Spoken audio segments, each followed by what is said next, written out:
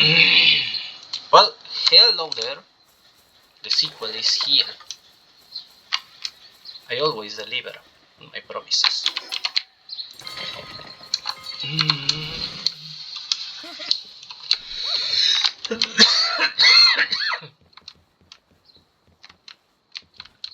As I was saying in the previous video,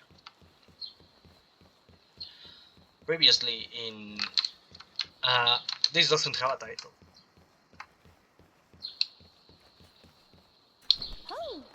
Previously in Palworld Update 1.0 gameplay, I was saying that I think like a caveman, I act like a caveman, that I'm a caveman because I don't understand normal people. And I'm not joking and I'm not exaggerating when I say it. I don't understand normal people. I am not normal people. I don't see things the way you do. I don't see things the way normal people do. I don't process information like normal people would. And I don't think that's autism, because I am not diagnosed with autism.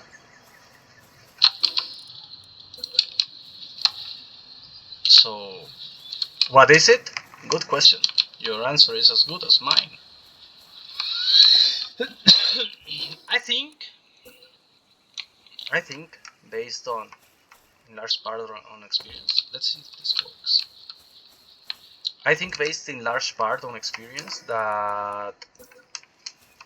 yeah, it works. It works. It works. It works. It works. It works. It works. It works. It works.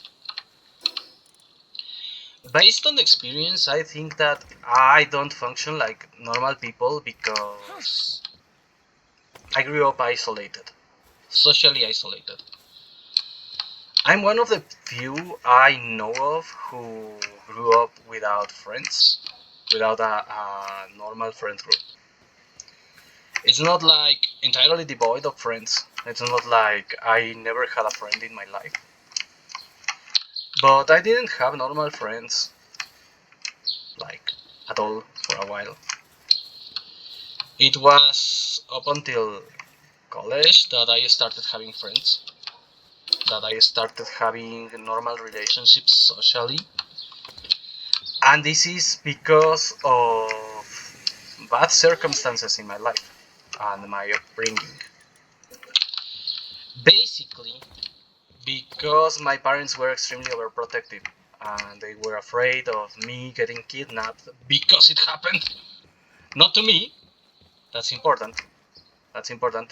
Don't misunderstand me. I was not kidnapped, fortunately. But we knew of people whose children were. Both in this city where I live now and in the city where I used to live when I was a child. So, since my parents knew that such things happened, and they didn't want my sister and I to get kidnapped. Actually, that's the most sad part of this anecdote. My parents moved from the city where I was born because they didn't want my sister and I to get kidnapped, and it happened a lot in the city where I was born.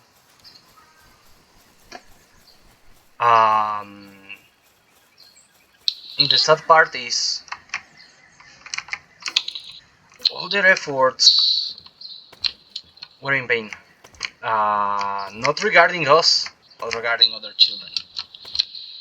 Because they, I will put it this way.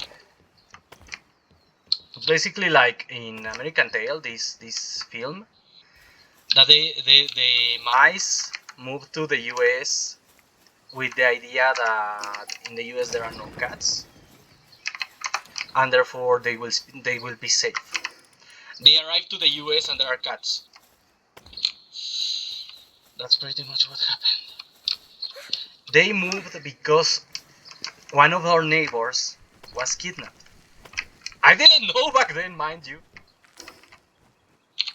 But one of our neighbors was kidnapped. Never to be seen again. Probably died. But since he was kidnapped, and they were kidnapping children all over the place, my parents determined, via logic, that they couldn't raise a family there. There was no way they could raise a family in a place where children are constantly being kidnapped.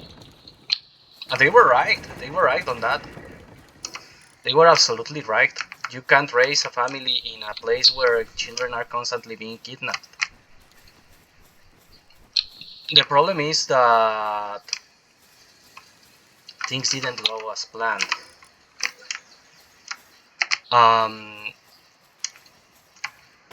The expectation of my parents was that we would move to a place that was safe, where we wouldn't be kidnapped, where we wouldn't be in danger, and we would live a peaceful life in this new city, and everything would be just fine. Didn't work. Didn't work because of the government, because crime rates went up in the entire country.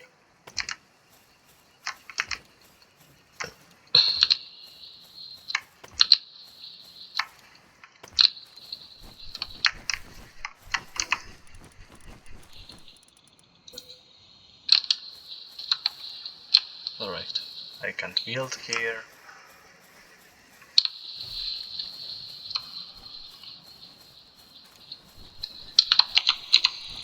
And as crime rates went up, something happened.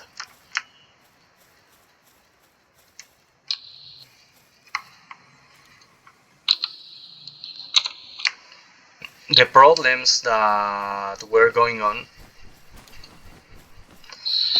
the problems we were fleeing from, began to spread. Criminals were kidnapping children again. This time in a different city. What my father intended when we moved was moving away from all that crime, moving away from the insecurity, moving away from the problems, and that wasn't working. The problems followed us. That's why I constantly say that moving is not an option. That the problems will follow you. Wherever you go, doesn't matter. Because it happened to us. Because it happened to my family. We were moving to avoid the problems, and the problems followed us all the way from one city to another.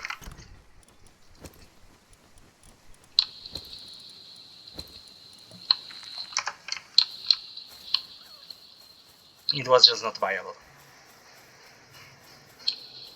Moving was not an option. It never was. It didn't work. Now, is there someone to blame? No, I don't think so. I think it was just something that happens. Something that happens because, well, shit happens. Shit happens all the time. And that's the thing. Moving didn't fix the problem. Knowing made no difference at all. What made the difference? What fixed the problem? What really made things better? Was something we hadn't tried back then. Forming a community.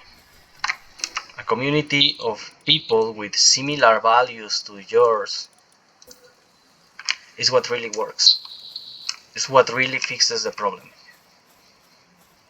Is what really helps. You can do all these crazy efforts and it's not going to work. Ah, yes.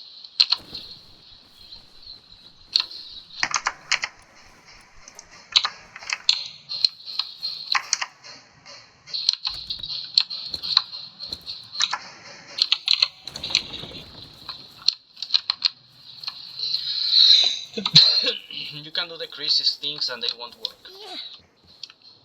But building a community of people with similar values to yours, that works. That really works. That's what worked. That's what fixed the problem to us. And that's why I insist all the time on that, on working with your community, forming a community, forming alliances, forming social bonds. That works. That works like nothing else. Like nothing else does. Everything else doesn't work. The government doesn't work.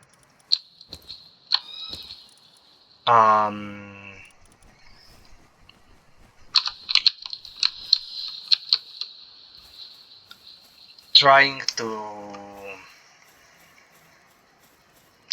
fuck everything up won't work, certainly. Fleeing doesn't work. The only thing that really works is having friends.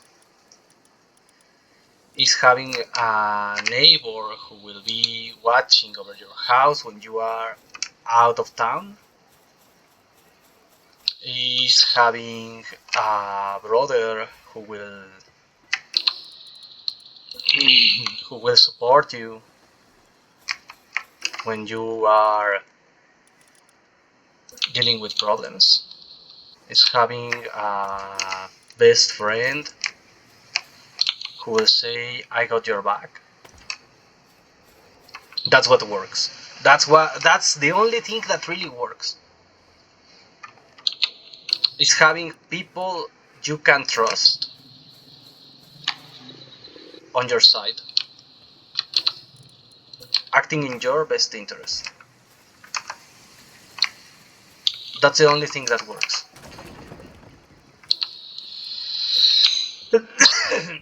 That's the only thing that really works. Is having people on your side who say, I am not leaving you alone, I am not leaving you behind, I'm not giving up on you. Everything else doesn't work.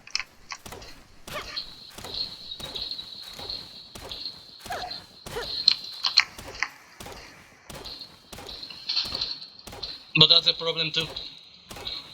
Most people don't have that. And I'm not saying it as in, oh, most people don't have friends. No. Most people don't have a community they can trust. It's not that they don't have a community. That's important too. It's not that they don't have a community. It's that they can't trust the community they have. They build these hyper-atomized communities full of unreliable bastards.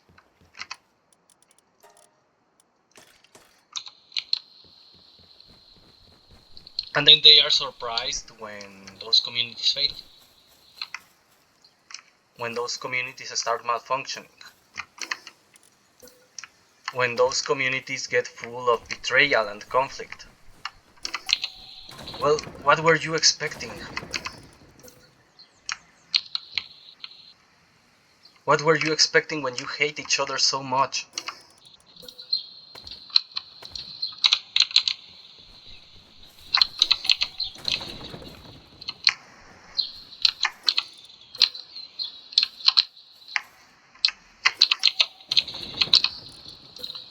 What were you expecting when you are always trying to sabotage each other?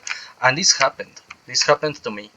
I met people who actively tried to sabotage each other, who acted against the interest of each other. And they are surprised when things go wrong, when friendships dilute, when people start betraying each other. And I'm like, yes, that's what happens when you don't have social cohesion. You need social cohesion to function as a society. You build a low trust society in your community. And this is what you get.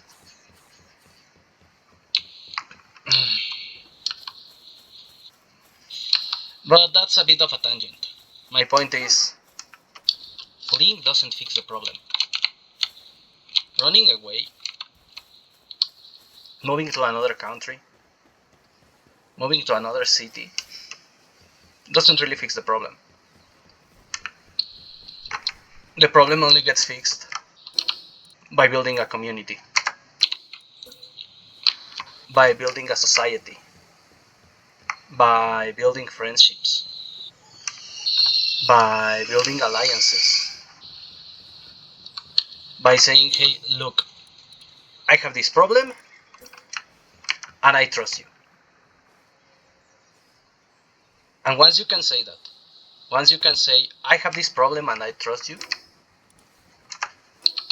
you already won.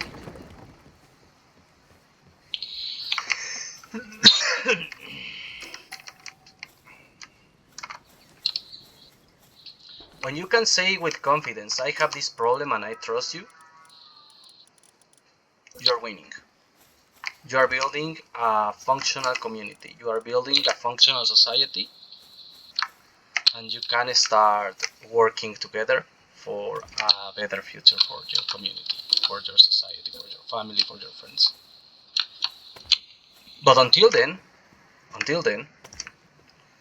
you must work really, really hard to make that happen. Because it won't happen on its own. Don't get this idea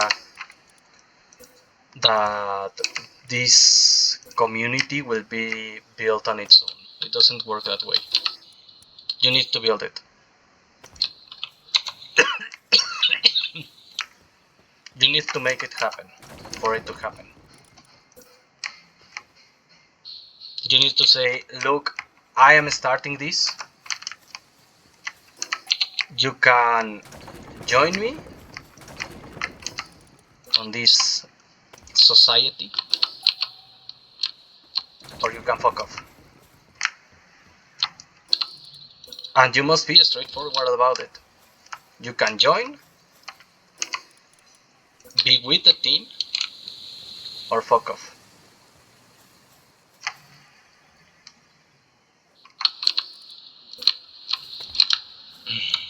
No health measures, no let's have this unreliable guy in because he might be nice. No, don't do that. Don't trust the unreliable outsiders who will come to your community, because when you start building a community, they will come because you are giving them something extremely valuable, something extremely tempting, which is the opportunity of building something they can't build on their own. It's the opportunity of living vicariously through you. It's the opportunity of taking advantage of you. You don't want to give them that.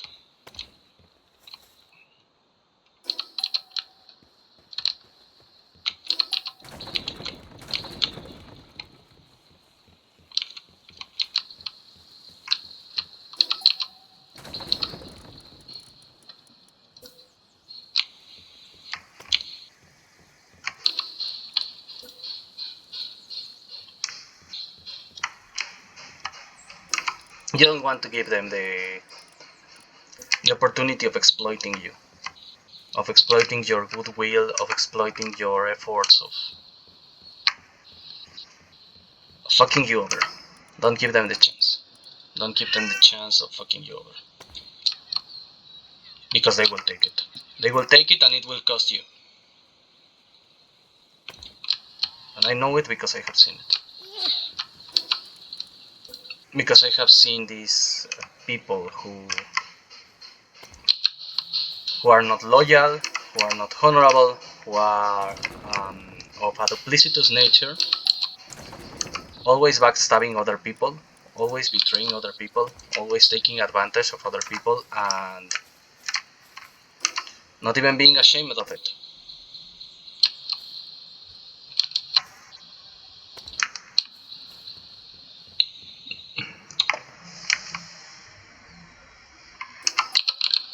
And that's what they are. That's what their nature is like. God damn it! I'm not liking it at all.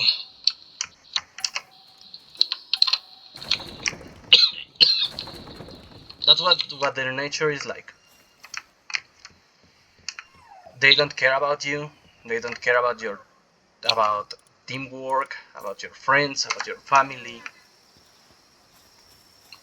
They just want to take advantage of you.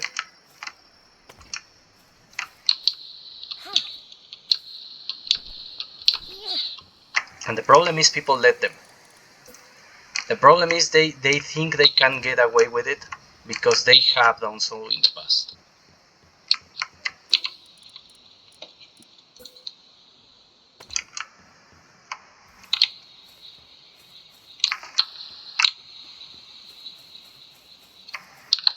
Because some people trusted them and allowed them to take advantage of them.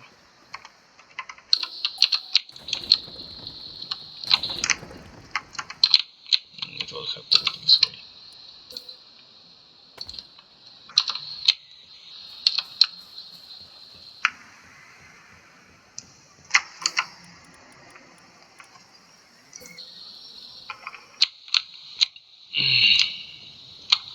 Some people just say, "Oh, sure, you can take all you need from me." And these people saw that as an opportunity to take advantage of someone. I have seen it too many times. I have also seen people who think you are like that, who interpret your intentions as something similar to that, who assume, yeah, why not, who assume you are trying to take advantage of them, and they take offense of everything you do because they they think you are trying to get ahead of them in life.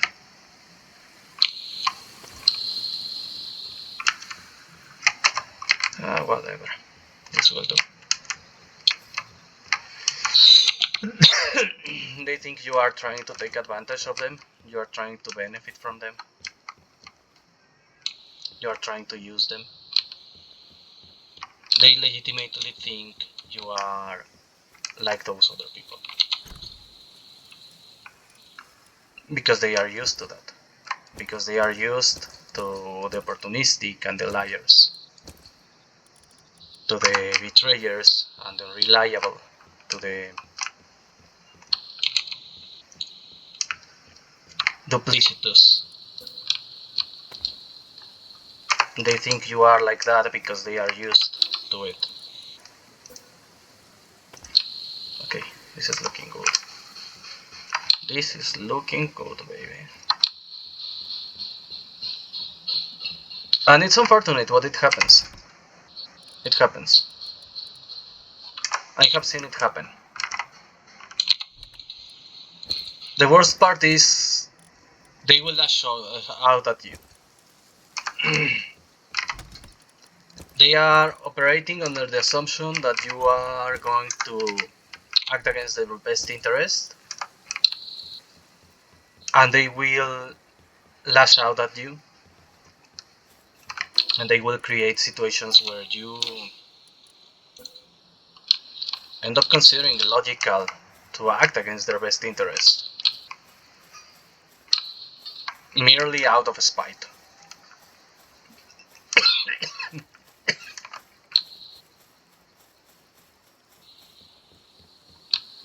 You will be like, yeah, I wasn't acting against your best interest, but now I am. Now I am because you treated me like I was.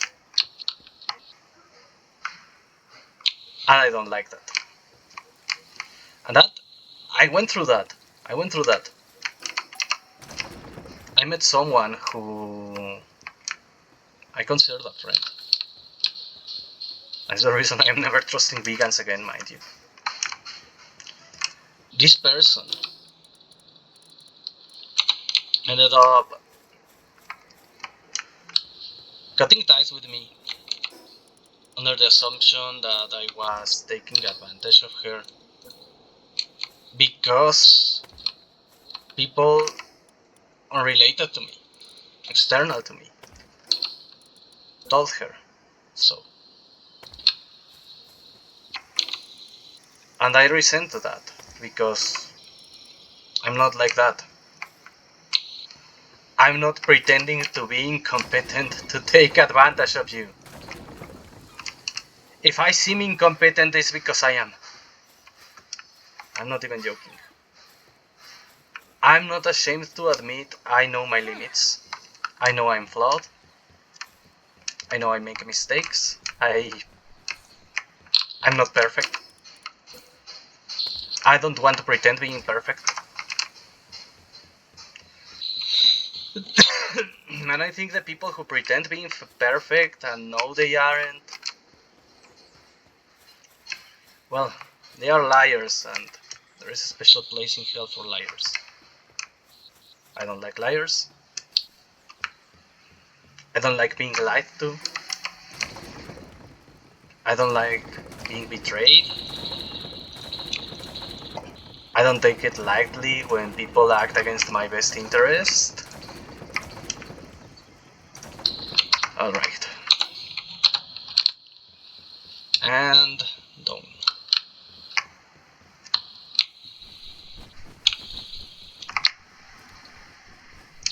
And now we start the expansion here. Well, this one, I don't like being treated like the bad guy for being flawed. I will put it that way, flawed. That's how I can describe my context. I'm far from perfect, but I don't consider myself to be a bad person. I'm just flawed. And I know I am. And I never said I'm not.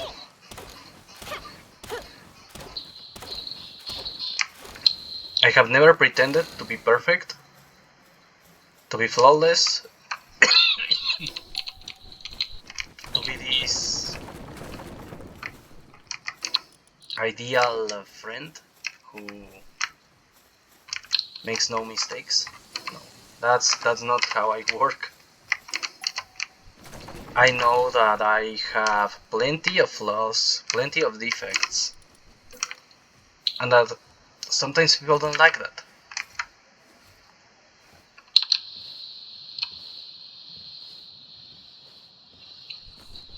I know that sometimes people don't like my personality.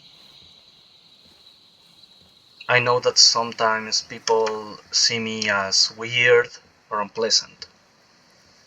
But I'm trying my best. That's the first thing I will say. I'm trying my best. And yeah, sometimes your best is not good enough. That's also a reality, and I acknowledge it. Sometimes your best is not good enough.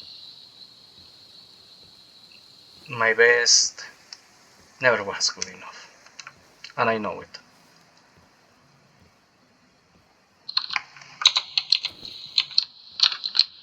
And I know it because I saw it.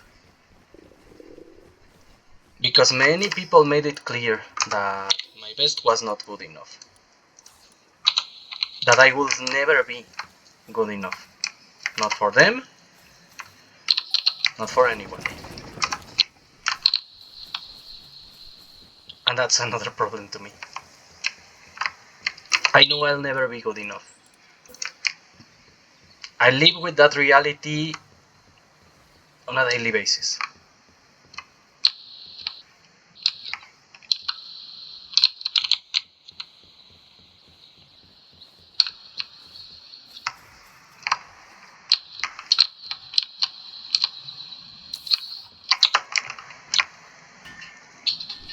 I know I'll never be good enough for...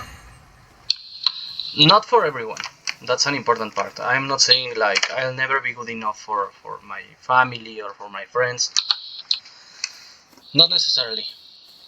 But I know I'll never be good enough for the people who don't want to be there. For the people who don't care. For the people who aren't real friends. For real friends, for the real friends, I'm good enough already. They have proven it.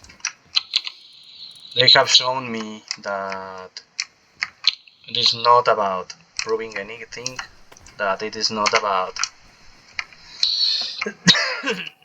being socially acceptable, that being good enough is about being truthful, and that the people who are truthful themselves, you don't have to prove them anything. You are just you. You are just a friend, a real friend. The people who are worth it, the people who do deserve your time, your friendship, your trust, you don't need to seek validation from them. You already proved your value to them. You already proved you are a friend to them. And the others, fuck them.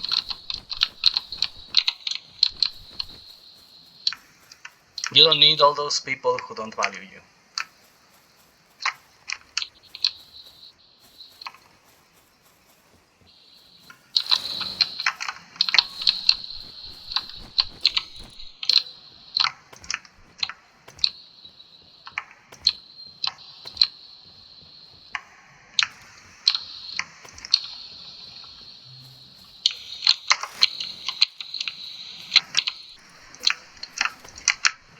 It's funny because that's pretty much what this person I mentioned was told about me.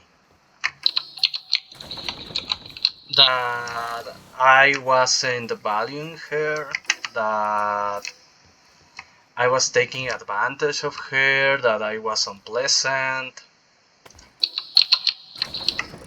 and that she didn't need me.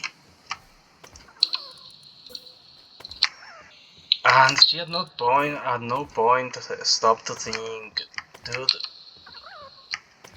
this guy has been my friend for a decade. And he's an idiot, but he's my idiot. No, instead, I just got discarded. I was just discarded like a pile of garbage. Which is an accurate description of probably how everyone there saw me. What the hell?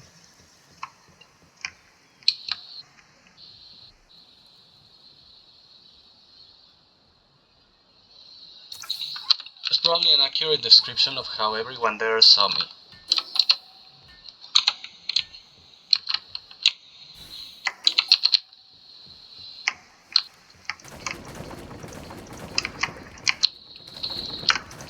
As a pile of garbage, with no value, with no worth, who could just be thrown away and discarded. And you know, it sucks. It sucks being seen as disposable.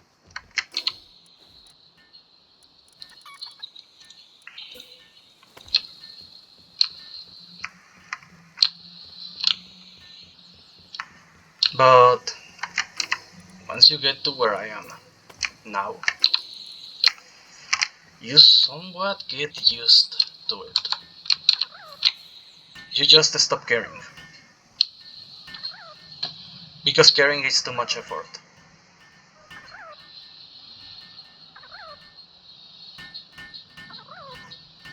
Caring is tiresome.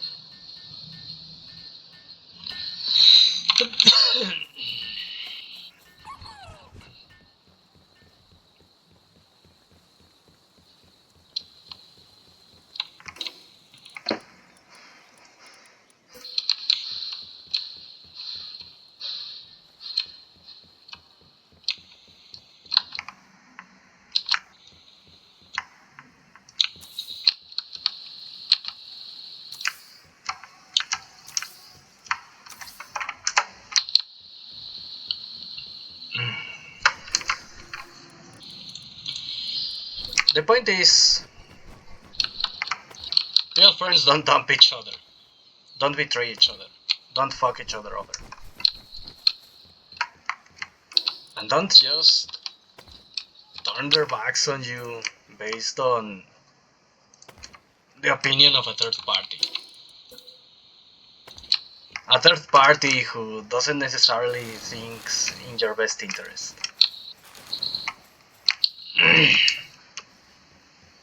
Real friends got your back. And when they say it, they mean it.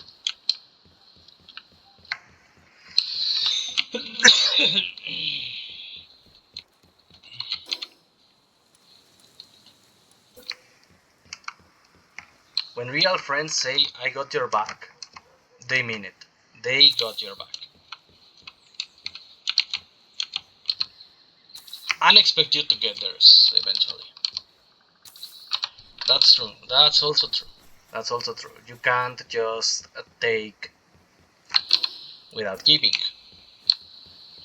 Which is exactly the argument they used against me. That I take without giving. It wasn't malice, it was incompetence.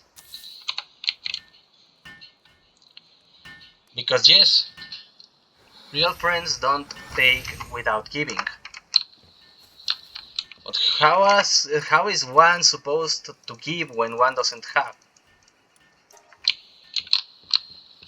I was experiencing poverty back then, which is important. It adds context.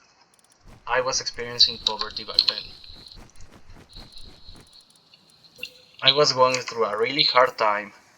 I was facing poverty. I was facing loss. And I got dumped from a friendship of 10 years. At the very moment when I was hitting rock bottom. Don't expect me to forgive.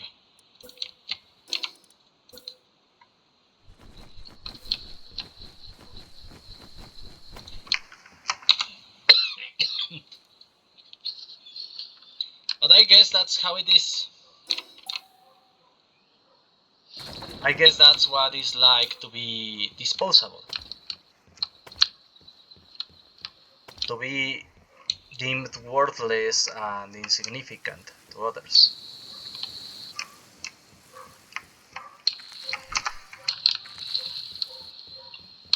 I know I am not valued by many.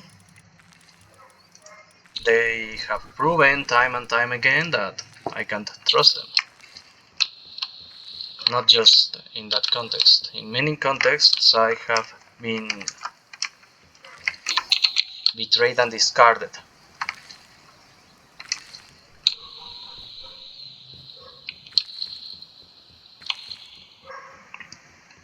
But you do get used to it. Maybe it's not the best. Maybe one shouldn't be getting used to getting betrayed. But you do get betrayed. You do get used to it. You do move on. You do leave. You do look at the future and stop caring.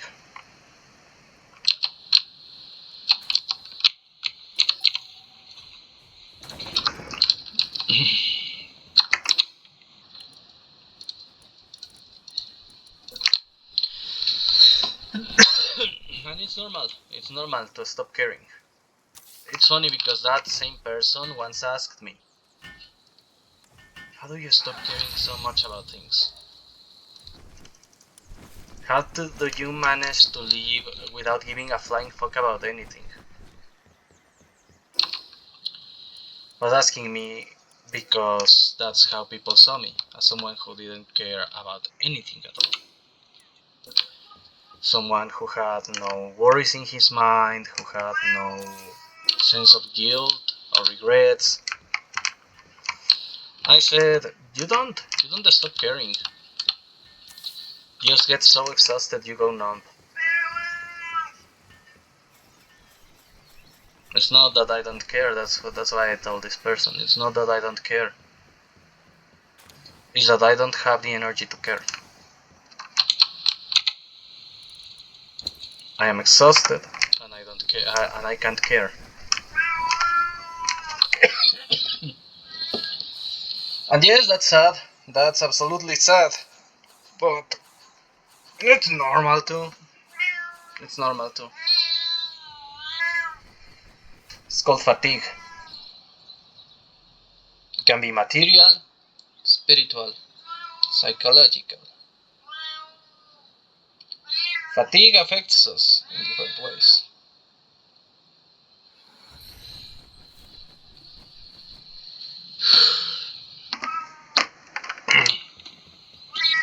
Each one of us is affected differently by fatigue. In my case was that sense of no longer caring.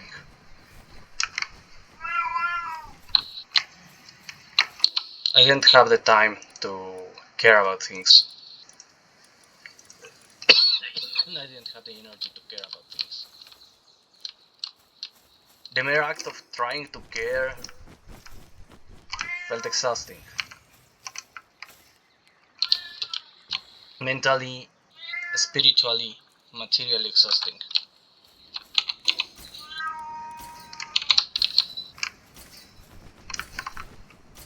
What the fuck?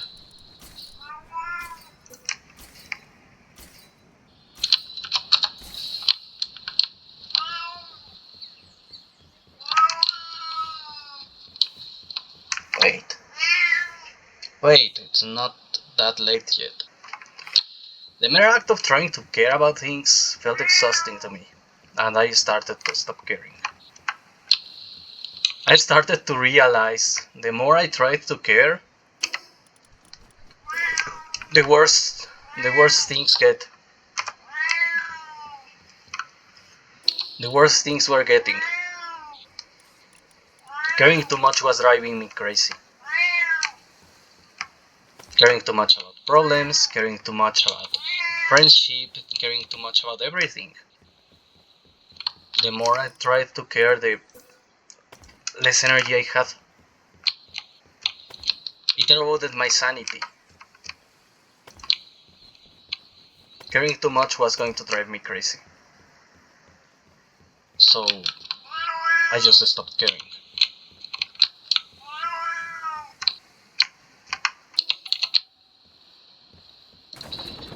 Not because I wanted to stop caring, but because I physically could no longer care. I was numb. I was numb to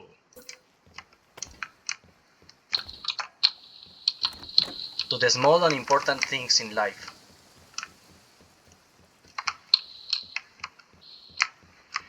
I grew numb.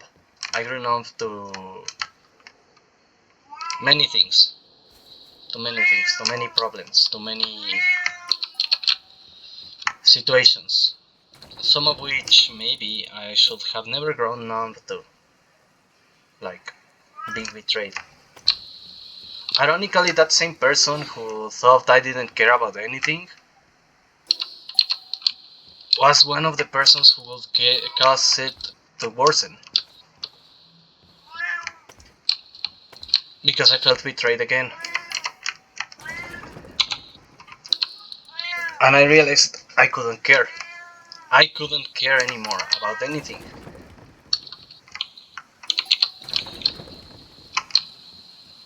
Because the more I tried to care, the less energy I had for it.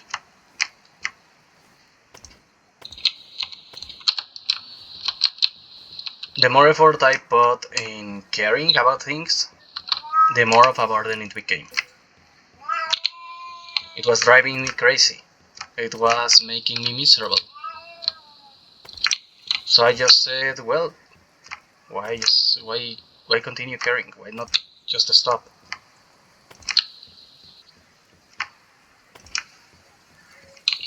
Just stop caring. And that worked. That worked wonders to me. It did make life easier. The moment you stop caring, life does get easier. Life does get better. Life does improve. Because caring comes at a price. Because caring comes with burdens.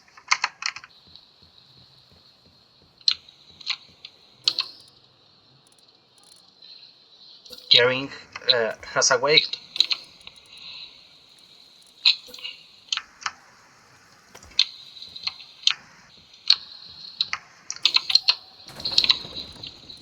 Caring feels bad.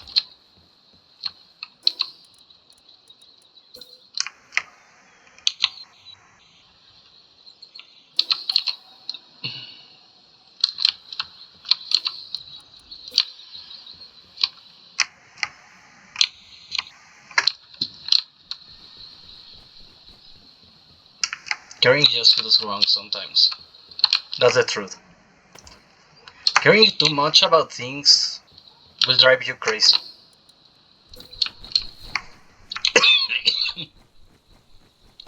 And I think that's in part what happens to vegans.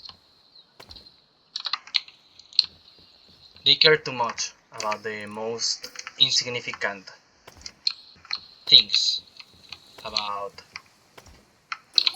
literal insects. And that is inevitably going to drive them mad.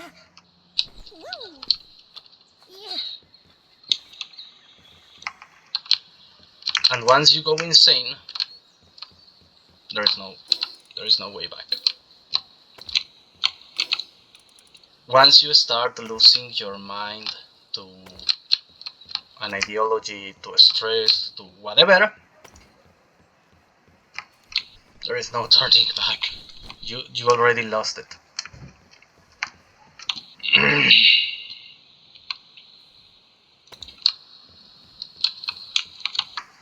You're already done for.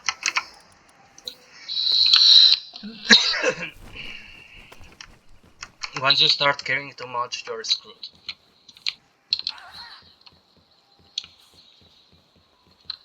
The best advice I can give is stop giving a fuck. Stop caring about things. That objectively will improve your life. Stop caring about things. Not even joking.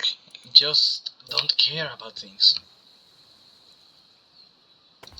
Accept indifference as an inevitable part of being alive. Accepting difference as an inevitable part of staying sane.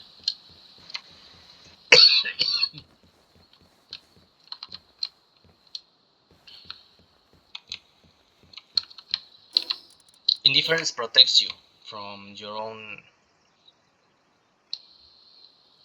inner demons.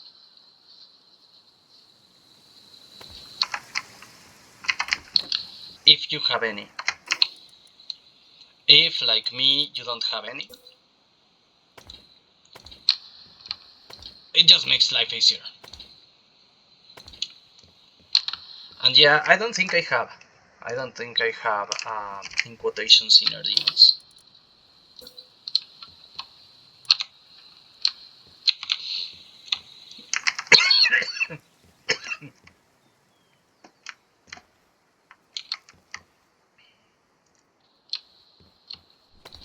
It's harder to have inner demons when you are the demon.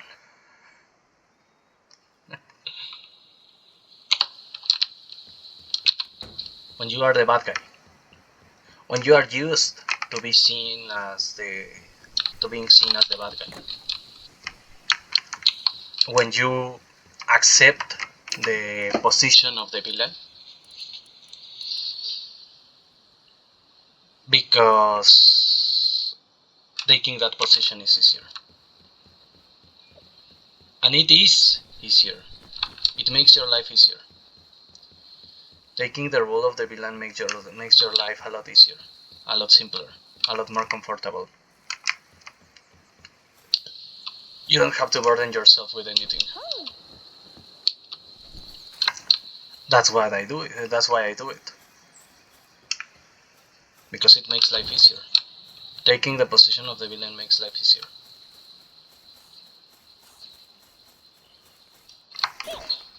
Of course, that doesn't mean I am a bad person. I try to be good despite having that self-appointed role. I'm like, yeah, I consider myself a bad person, but within that acknowledgement of my flaws, I try to be better. Exactly because I know.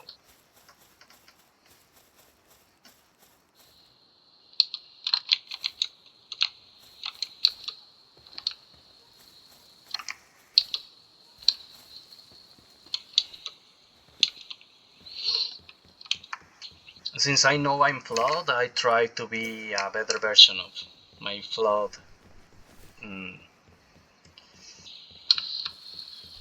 unpopular self. Since I know people are bound to find me unpleasant, I try my best to not be that remarkably unpleasant. No, I'm not saying I'm successful at it. I know people don't like me. And it doesn't feel good. Before anyone asks, no. I don't feel good. It's not a I'm proud of being unlikable situation. It's more like, yeah, I know it happens. I know it happens, and I live with it. And I don't let it get under my skin.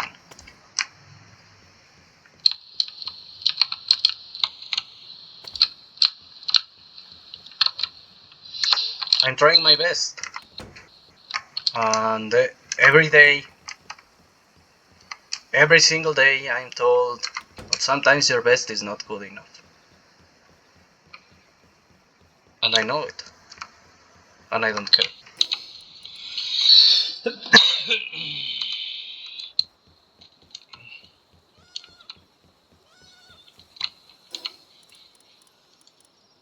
I know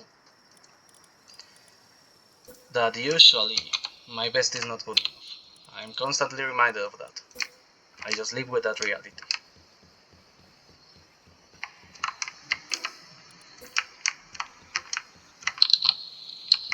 But whatever. Whatever.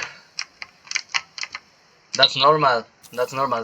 living living that way is normal nowadays, because things are just so bad now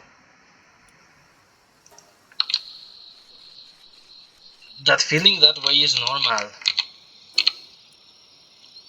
It's not even funny. Things really have gotten that bad.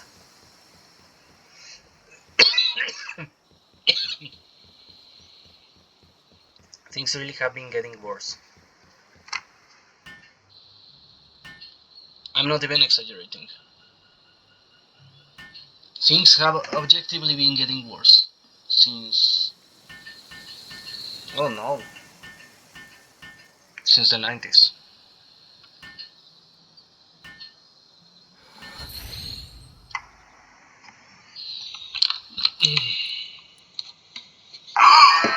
What the fuck? I hate YouTube Shorts. Why do I check my message and someone sends me one?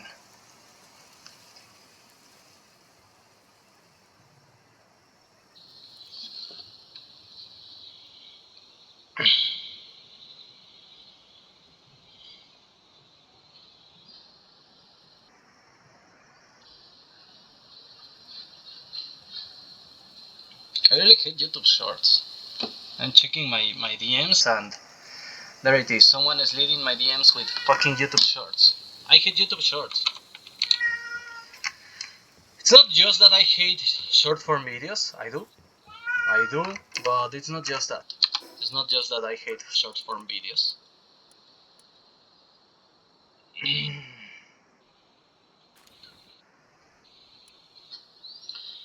Is that in general, I hate YouTube Shorts.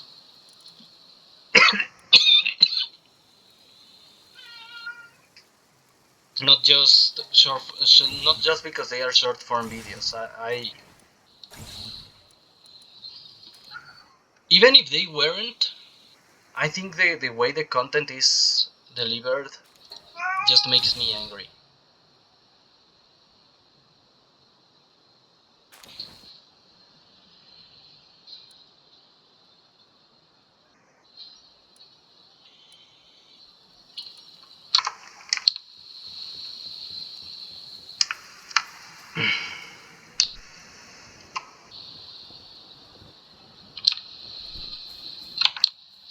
I think the way YouTube Shorts are presented just makes me angry. In large part because I don't like stupid things, and in general, YouTube Shorts and TikTok are pretty much just stupid content. They are content made for stupid people, focused on the stupid things, meant to entertain stupid people. And I hate stupid people. I hate people who are remarkably unintelligent. I have said it before and I will keep repeating it. I hate stupid people. I'm not exaggerating when I say it. I had bad experiences with people in general. And my worst experiences were with people less intelligent than myself.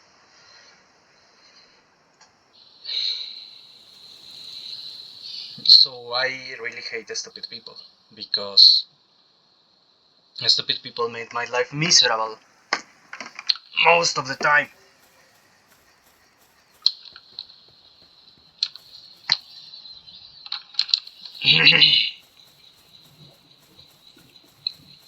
And I'm not even exaggerating.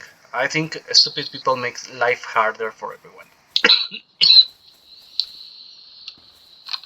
I think people below a certain level of intelligence make the world worse, make life miserable, and probably should be killed. But it's socially unacceptable to do so. Therefore, we don't.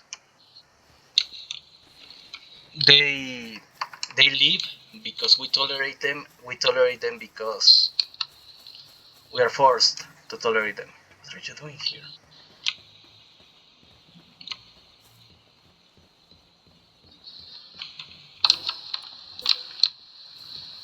Unfortunately, that's how it is. Unfortunately, That's how life is.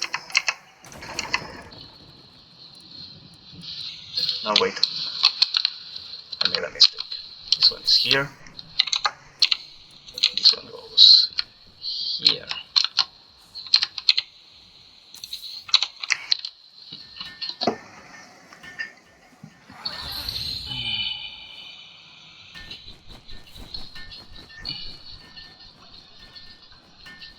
And that's also why I don't like the whole notion of equality. Because it's basically forcing us to interact with retards, interact with imbeciles, who make the world worse for everyone.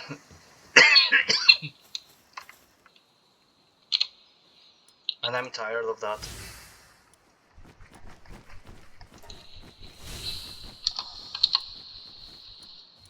I'm tired of having to put up with people whose intelligence is below mine. Remarkably below mine. And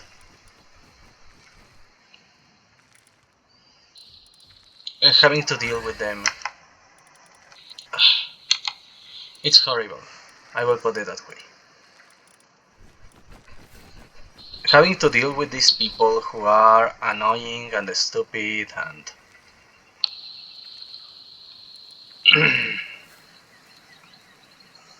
no, this one, it wasn't this one, it was what it is.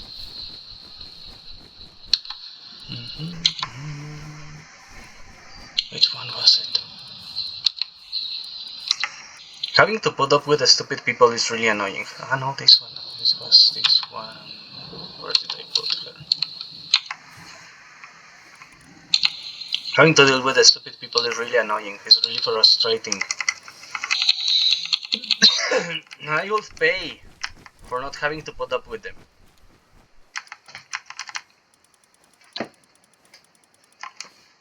I will pay for not having to put up with the stupid people.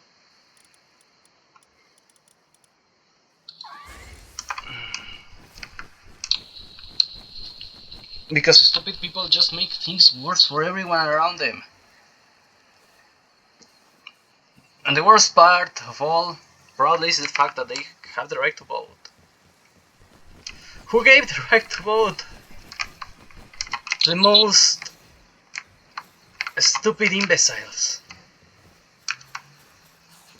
Why? Who decided we were equals to the worst of society?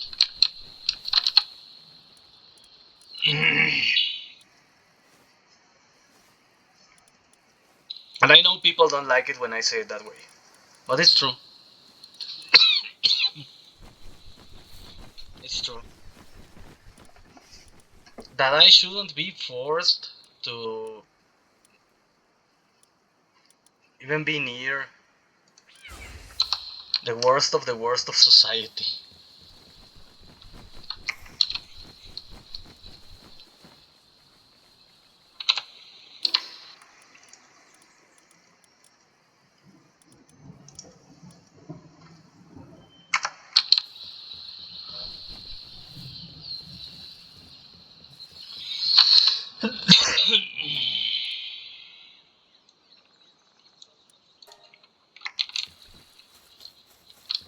There are people in this world which I think would never be missed if they went missing. Most of them have some sort of connection of one way, of one kind or another, to the government. Seriously, who would miss the government? Not me, that's for sure.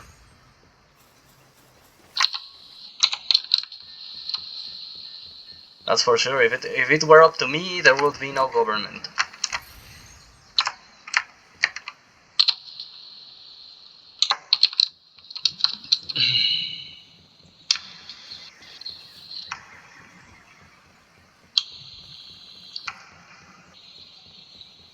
Right, let's see.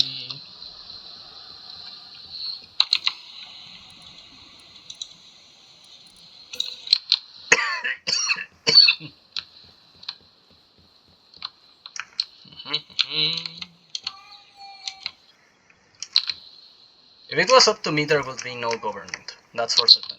There will be no government. The people in the world will be happier without the government. And anyone who suggested to instate a bureaucracy like the ones we are dealing with nowadays would be publicly executed. I'm not even joking. I hate bureaucrats. I don't consider them the same as me, and I don't consider them to be the same species as me. I hate them.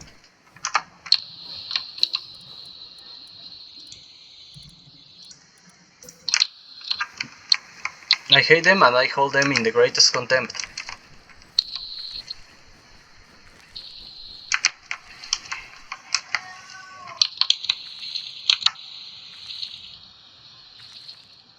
If I could choose between a bureaucrat and a criminal, who are basically the same thing, I would choose the criminal, because at least the criminal is honest.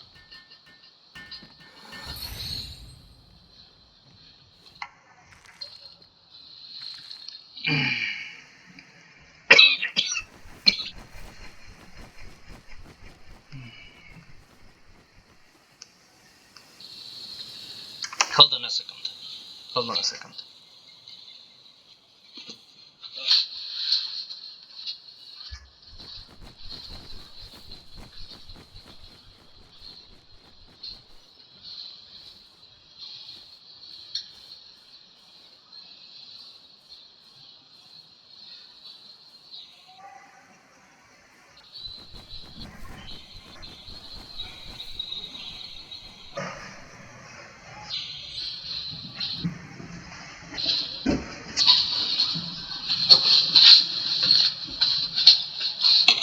Had to go take a small break, because I have been playing Palworld non-stop for 4 hours already. I needed a small break, and I will have to finish soon, because it can't go on like this forever. No, stay calm. Well, what were we doing? Ah, yes, this one. Play Morgan and... Wait.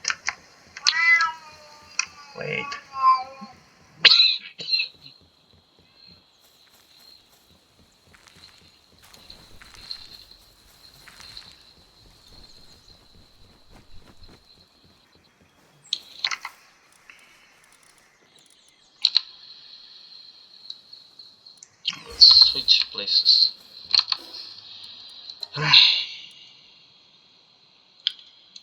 But whatever. Just because I'm a pessimist doesn't mean I'm giving up. Not on life, at least. On society, I am. On society, I gave up a long time ago. On life, no. Not yet.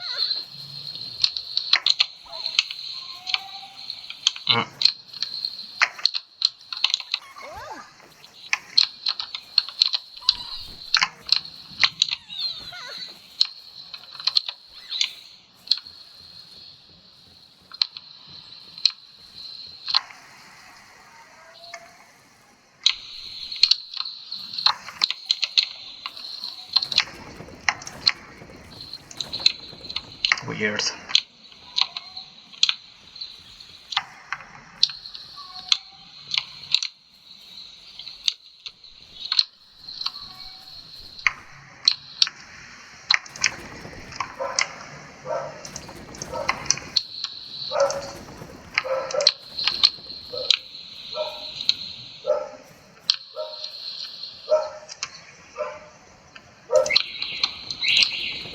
have to break this down. And let's see what happens.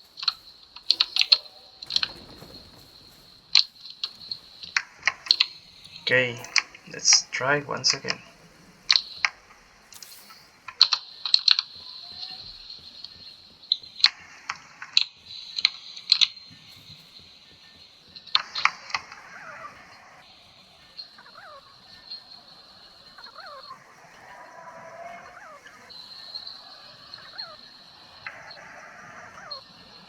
For some reason, productivity has been reduced to 0.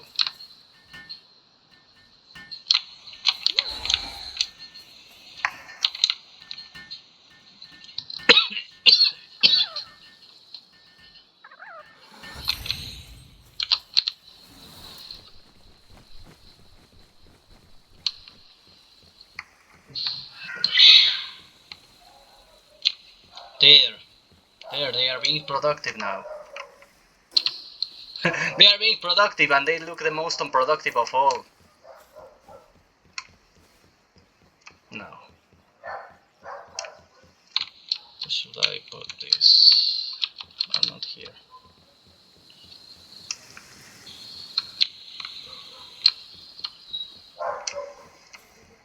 Here.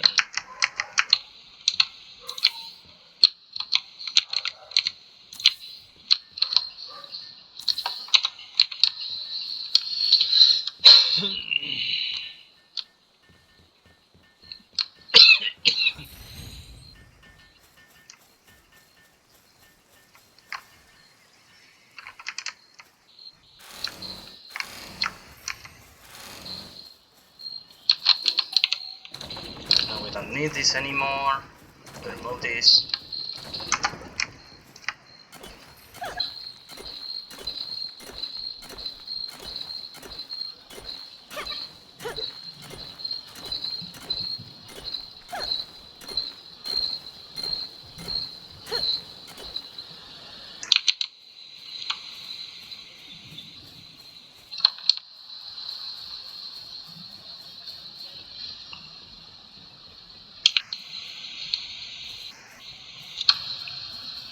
I have all this space unused and I need to figure out what it will do, what to do with it.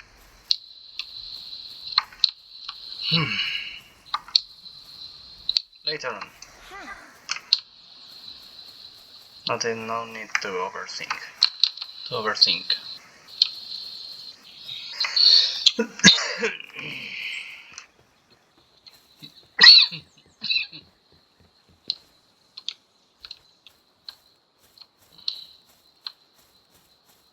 Right. We go up here. We go up here. We go up here.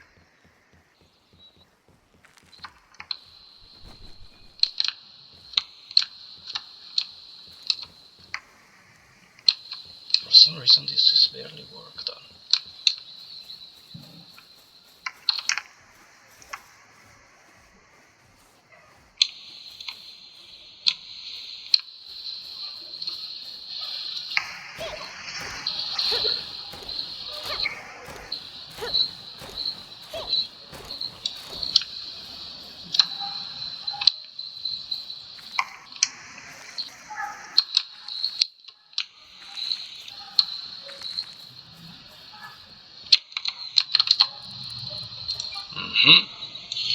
And there we are.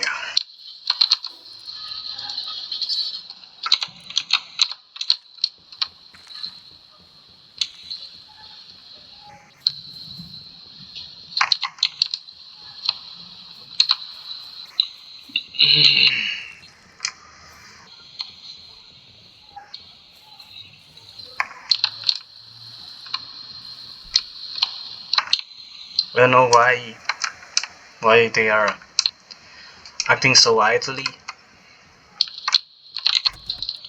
but I will figure it out.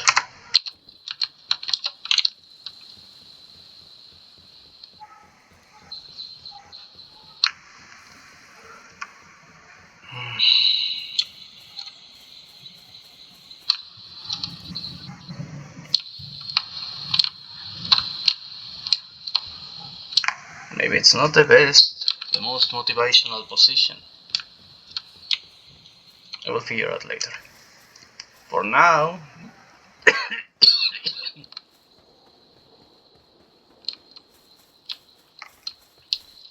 we have this road.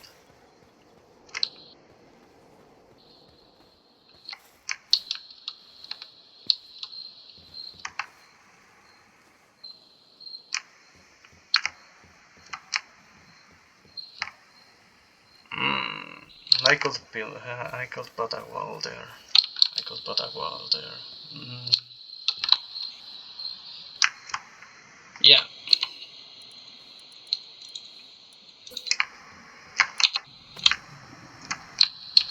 Yeah, I'm putting a wall here. And here. And here.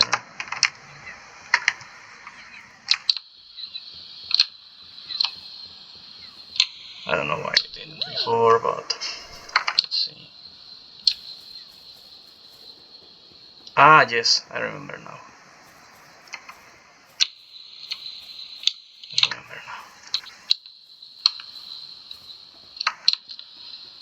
But now, this here. This looks fine here.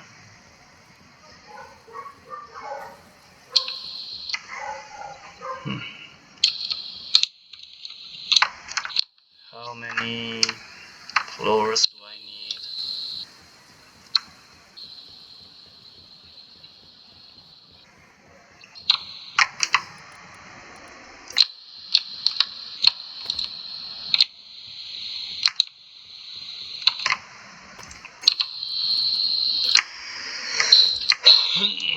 What I hear it has been, I sincerely don't even have enough energy to complain. Or to think. That's another part of it. I'm so mentally and spiritually exhausted that I can't even complain or think. And that worries me. That worries me because it's a bad sign.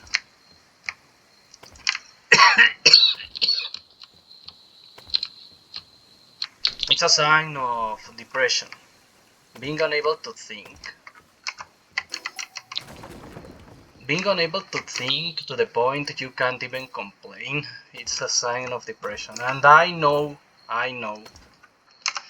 there is a good chance I do have depression right now because of my father's passing.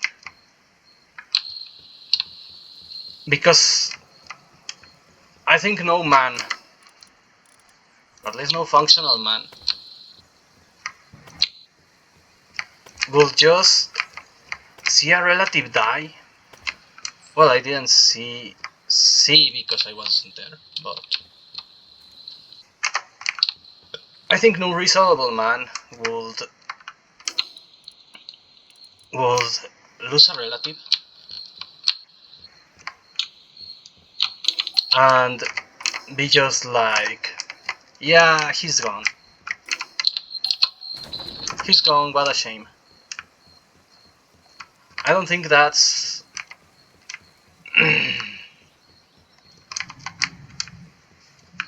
I don't think that's a normal response to losing a relative.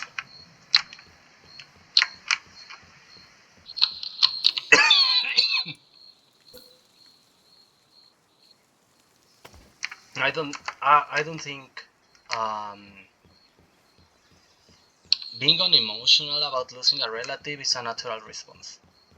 So yeah, if I seem to be going crazy, there is a good chance I am, because I lost my father. And maybe that's why I have a hard time focusing on things. Maybe that's why I'm always struggling with my thoughts, and I don't know. I think it hit me more than I expected.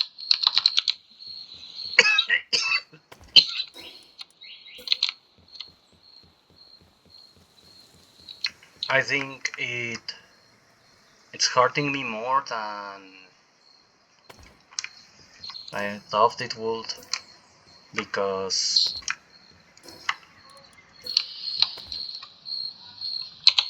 I knew it could happen.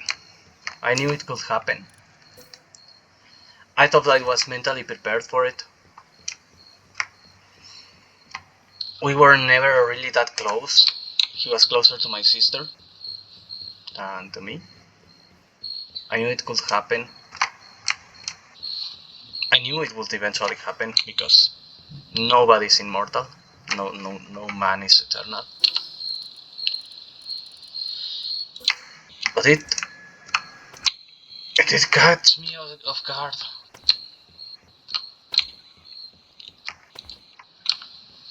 People try to downplay mourning, death as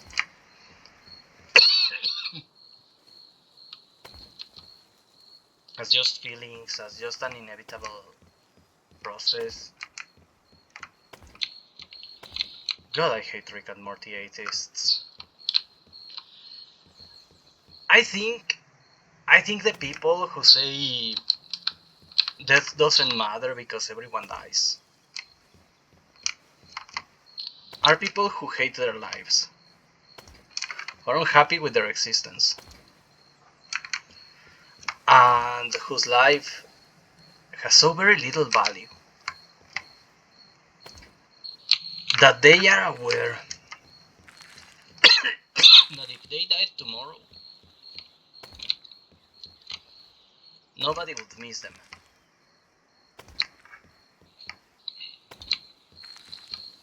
That everyone would be like, oh, anyway. Oh, how sad. Anyway. They realize that's their life. That's their inevitable future. And they want to place that same existential burden on everyone else. Because they can't stand the idea of, no, that's happening to you because nobody fucking likes you, not because it's normal. That's not the normal reaction to someone's passing. So they try to downplay mourning, they try to downplay sadness, they try to downplay the sense of loss. Because they know, and with reason, that it is not something people will feel about them. That the notion of, I'm sad because this person died, even if we constantly bickered with each other, even if we constantly tried to challenge each other, even if we had a very bitter rivalry, they can't imagine someone will feel that for them. Or to be more precise, they realize nobody would. LCD doesn't tolerate those things. They realized if people heard of their passing, they will just say, serves you right, motherfucker. Thanks for leaving. And that eats them away from the inside. And understandably so.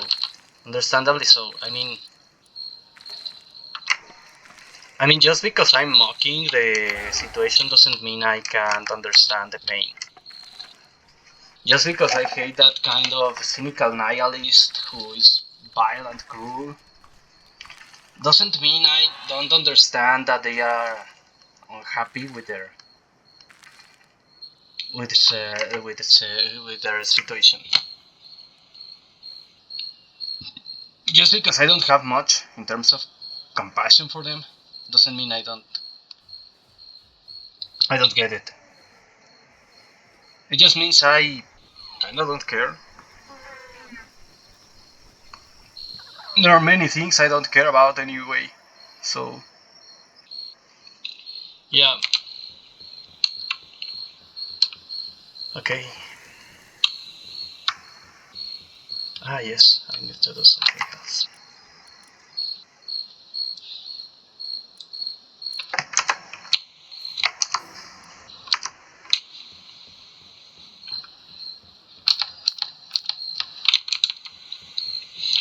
Just because I don't have compassion for the average Rick and Morty atheist, that doesn't mean I don't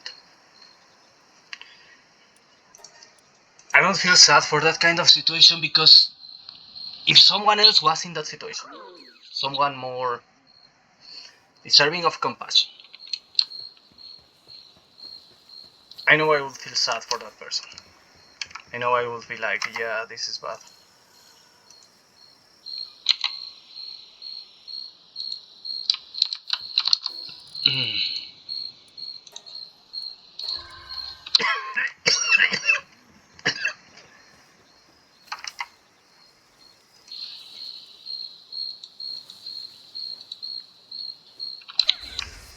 Sorry, I forgot I had to release it in front of you. You have a weird fetish.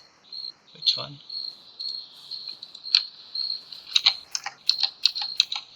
You can't be serious.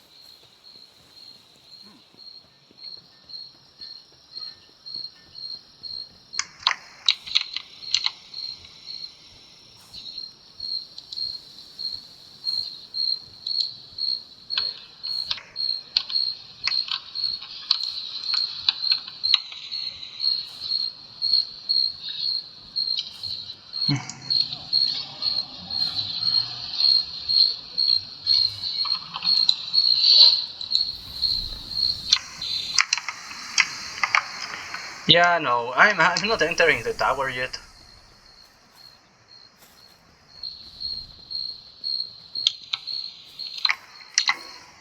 I'm not stupid, I'm not entering the tower yet.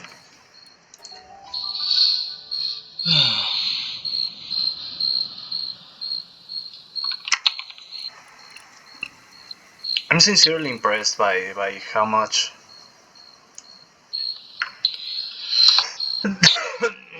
how much the game has improved over the years.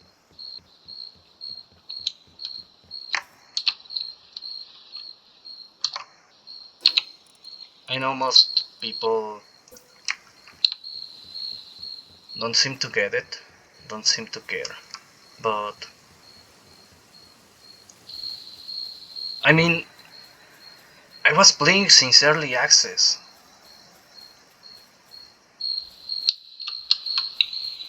I know how simple the game was back then.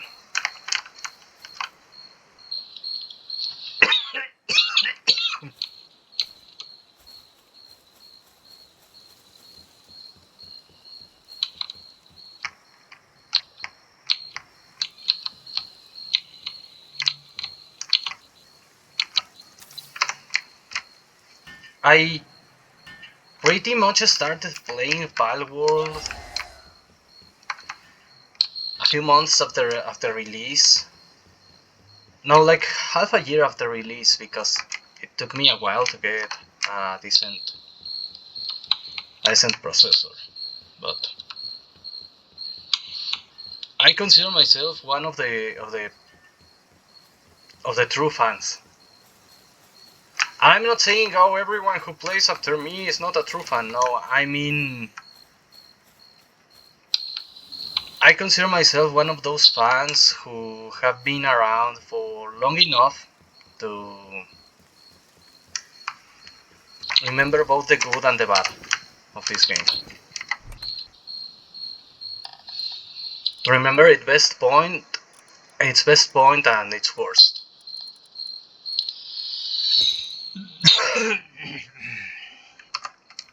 To remember how hard it was to get the things done right at first. To remember when there were no corner, no diagonal corners in in the buildings.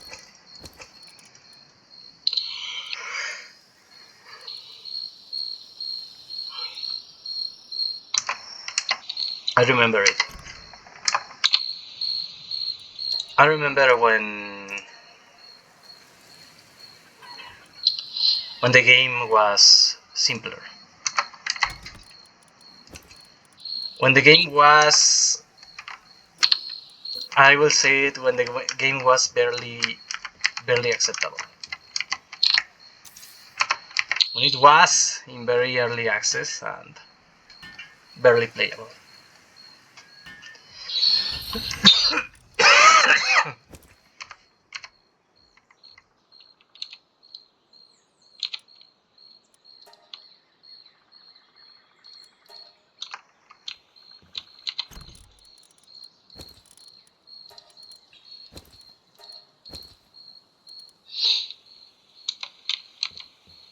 It was a very different game back then, I will say.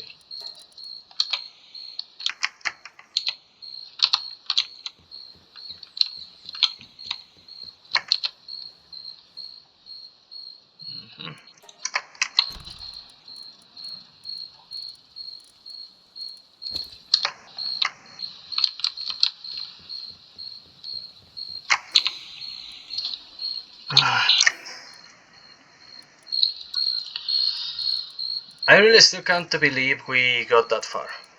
And by we, I mean the game and the player base.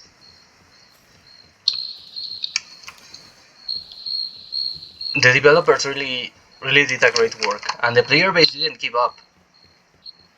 And there were times when, I swear, there were times when people with less will would have given up. Oh shit, I made a mistake. See, she's always useful. That's why she's the waifu.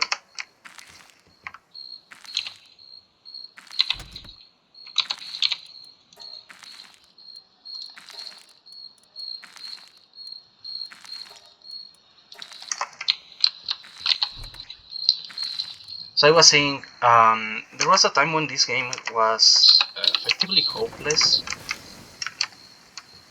When you could see that this game was going to have a hard time.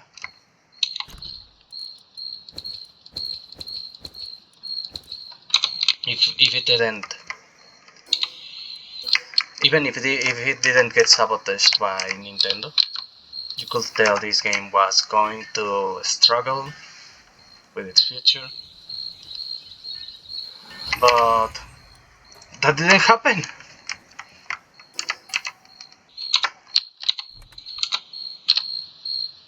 It was not expected to be successful, I think, by many. But it didn't fail. And that's the important part. It didn't fail.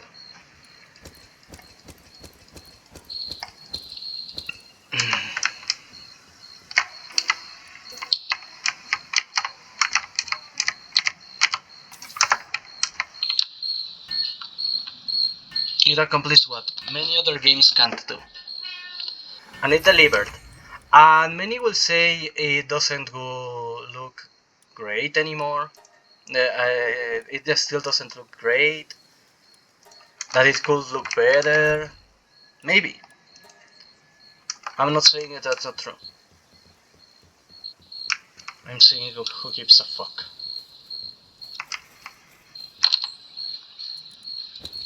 I think the game, first of all, I think the game looks quite good already.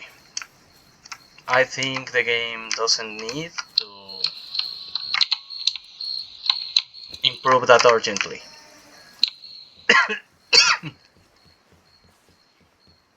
I think it's gotten to a point where you can say it's good, it's fun, it's worth playing, and that doesn't change just because some morons complain. How do you get in here? Well, Since you are here.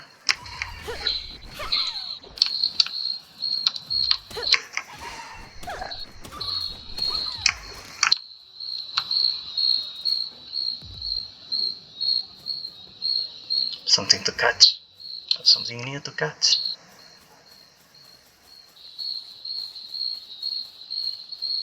I don't know why you're here, but you entered the wrong neighborhood.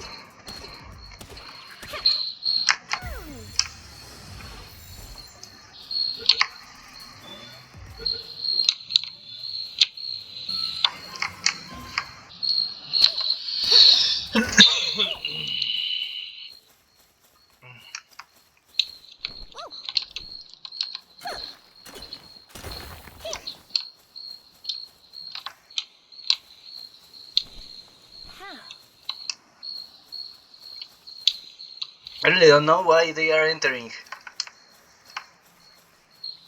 I mean, the door is open, but they shouldn't be entering.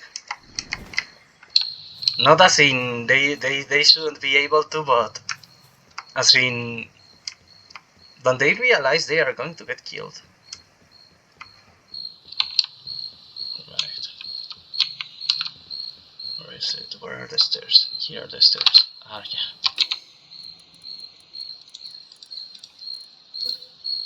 This. There, it looks much better now. Let's put another one here and here.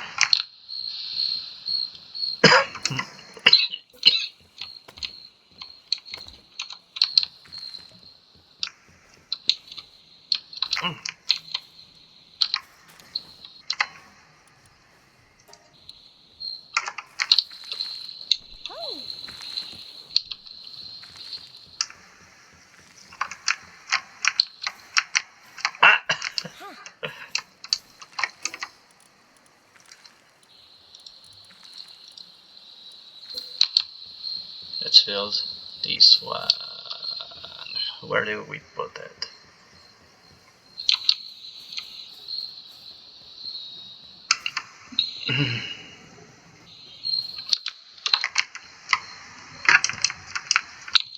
A place where it looks good.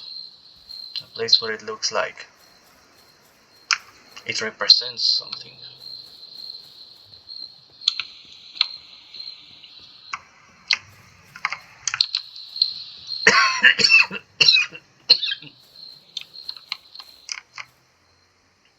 Here, right at the entrance.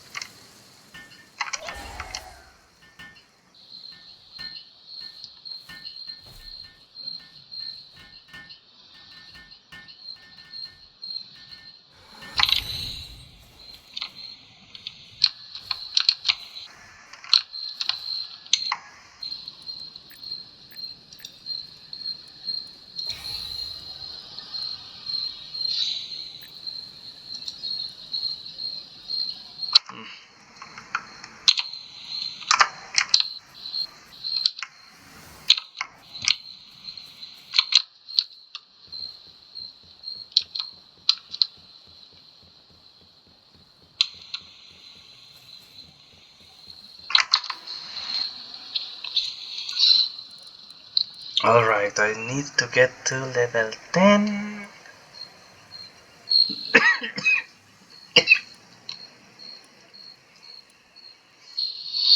I need to get to level 10.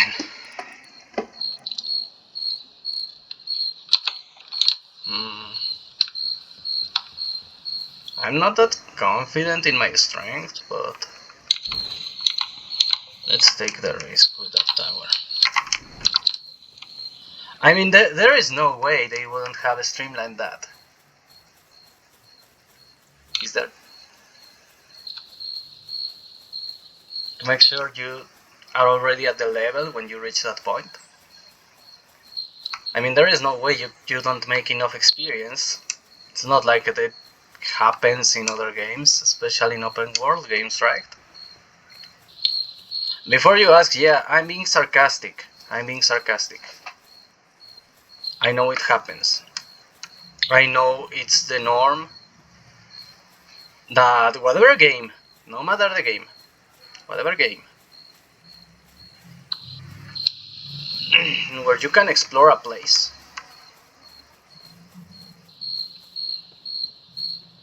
at your own pace and go wherever you feel like. It's going to have that frustrating defect of having places you can reach before you are ready. Especially if you are skipping stages, which is something I technically do because I don't grind, because I'm already armed and dangerous. And this one doesn't look like he's drowning. Like that Kativa who really looked like it was struggling. It turns out she was fucking useless.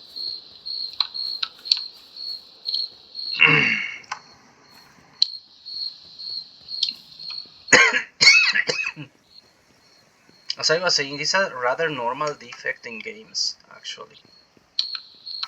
It's not a rare thing, it's common that a game just has this flow of, yeah, I'm trying to provoke you, stop running!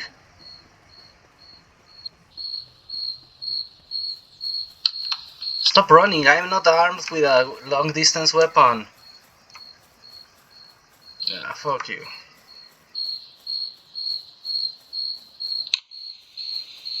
Who's that guy and why does he look annoying?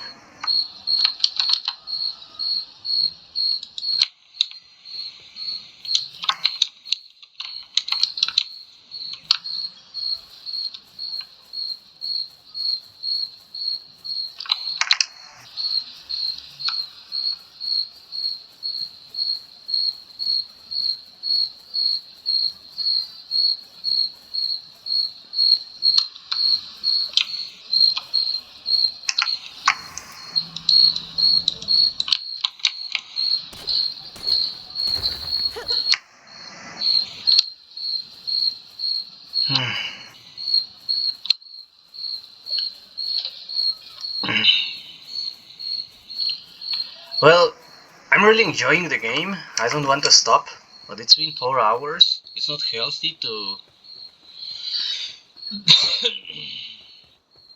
game for that long non-stop, and I'm not even joking. It's not healthy. It's time to stop! So, I will leave it here. I'll leave it here. Take care also of some business, work out, feed my pets who, just for the record, is not even close to their scheduled next meal. They are just being assholes, and that's why I'm ignoring them. But that's why I said work out, feed my pets. It's still within a schedule, and I don't know. Eat dinner, and then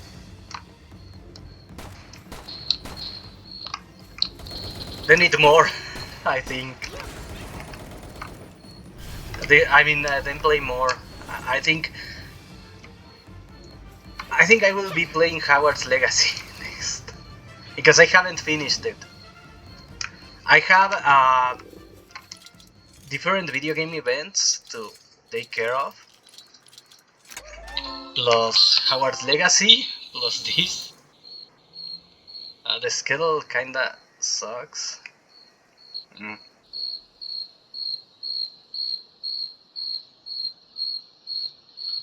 So,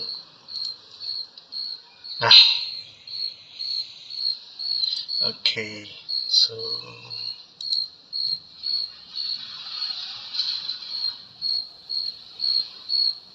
so